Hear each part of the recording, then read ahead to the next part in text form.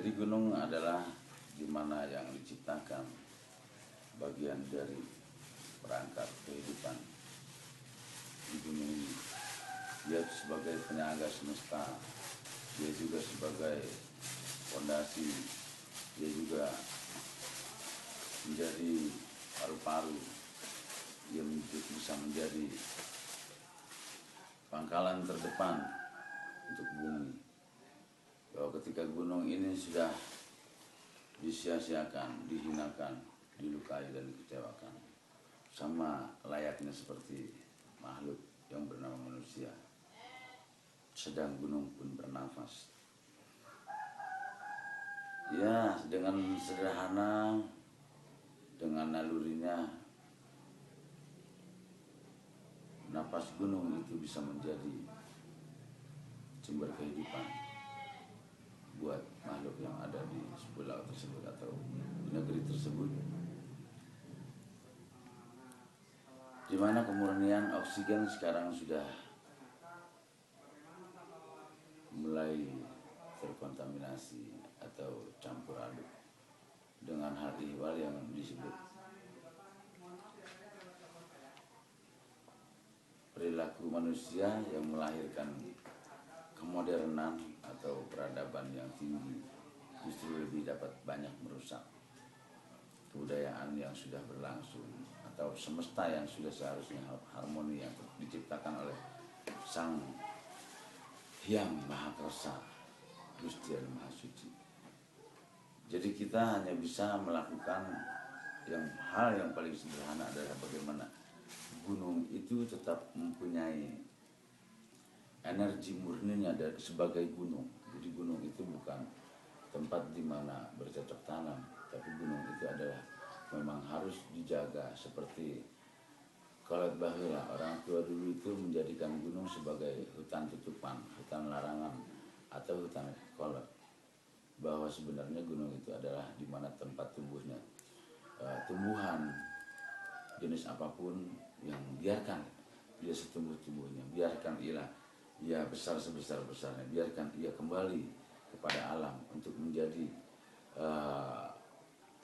pupuk untuk alam itu sendiri.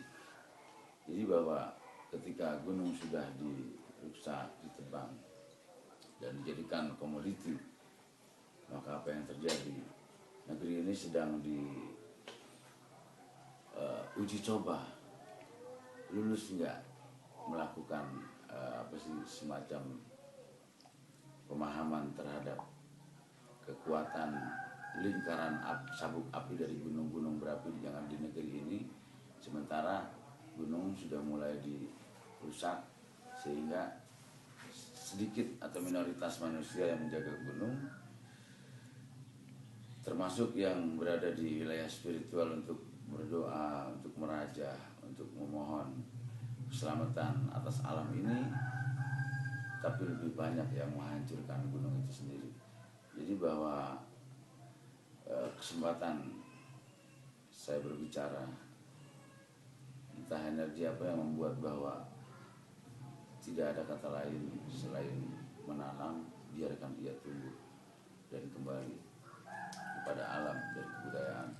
Jadi bagaimana kita bisa selamatan gunung, syukuran gunung, bahwa gunung itu adalah tempat di mana perpustakaan tanaman, hewani, perpustakaan segala jenis yang disebut ada dalam kitab-kitab suci, bahwa alam semesta itu diciptakan begitu harmoni, dan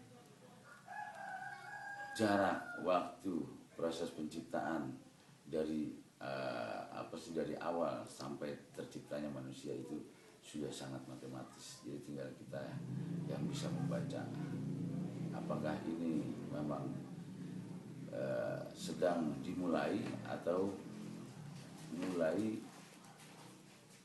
kembali kepada penghancuran itu sendiri, bahwa gunung yang sudah indah, yang sudah seimbang alamnya, terus kemudian rusak. Terus bagaimana kita memulai awal kembali daripada cara-cara yang dulu kita angkat untuk pewarisan ke generasi selanjutnya, bahwa dulu sering diadakan syukuran, upacara diadakan selamatan, tidak lain dan tidak bukan adalah kontinuitasnya rasa bersyukur manusia atau masyarakat yang berkelanjutan, bahwa kita punya tugas untuk memulasara semesta, memulasara alam, baik tanahnya, apinya, anginnya, baik airnya. Jadi kehidupan yang seimbang adalah apa yang ada di dalam hatinya, tubuhnya, dan pikirannya bisa beriringan jalan setiap tapak dan langkahnya. Ya mungkin sederhananya gitu. Jadi tekad ucap jeung lampah eta adalah bagian daripada kita punya niatan untuk merawat dan menjaga gunung, bukan atas dasar apapun, tapi kita sebagai makhluk manusia yang diberi akal dan pikiran yang lebih sempurna daripada makhluk lainnya, setidaknya lah. Tidak ada kata lain, menanam, bibitkan apa yang harus dibibitkan, jaga apa yang harus dijaga, lestarikan apa yang harus dilestarikan, rawat apa yang harus dirawat. Ini semua adalah bagian dari proses kinerja semesta yang dibebankan atau diberikan tanggung jawabnya kepada manusia sebagai khalifah di muka bumi. Artinya tidak akan ada permasalahan yang sanggup dimiliki oleh setiap manusia kecuali manusia itu bisa menyelesaikannya. Jadi artinya bahwa hal yang paling sederhana yang kita lakukan itulah energi yang terbesar untuk kita bisa merawat atau menjaga alam ini, minimal kampung halaman kita sendiri.